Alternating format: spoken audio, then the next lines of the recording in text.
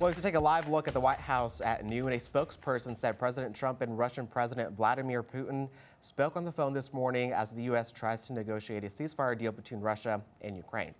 Ukraine agreed to a 30-day ceasefire proposal negotiated with the U.S., but Putin has said terms still need to be discussed. Natalie Brand has the latest from the White House.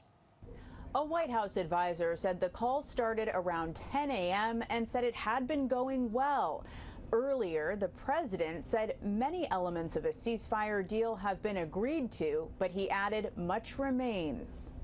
Ahead of the high-stakes call, President Trump expressed optimism over negotiations to end Russia's war on Ukraine. We're trying to get a peace agreement done. We want to get a ceasefire and then a peace agreement. President Trump said Ukraine's land and power plants will likely be part of the discussions with Russian President Vladimir Putin. Russian forces are occupying around 20% of Ukraine and seized the Zaporizhzhia power plant in 2022, Europe's largest nuclear site, which has been caught in the crossfire. Ukrainian President Volodymyr Zelensky visited a military cemetery in Lviv Tuesday to pay his respects to soldiers killed during Russia's invasion.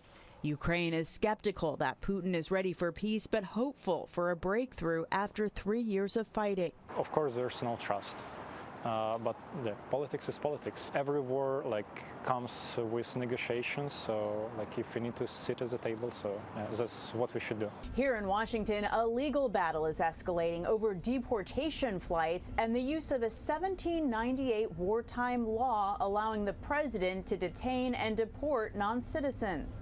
A federal judge is demanding answers today about whether the administration violated his order over the weekend by sending planes with more than 200 migrants to El Salvador, many alleged gang members. A Justice Department attorney argued that they were not bound by the order since it wasn't in writing. President Trump, in a social media post this morning, criticized the judge and said he's just doing what his voters wanted him to, saying that fighting illegal immigration may have been the #1 reason for his campaign victory.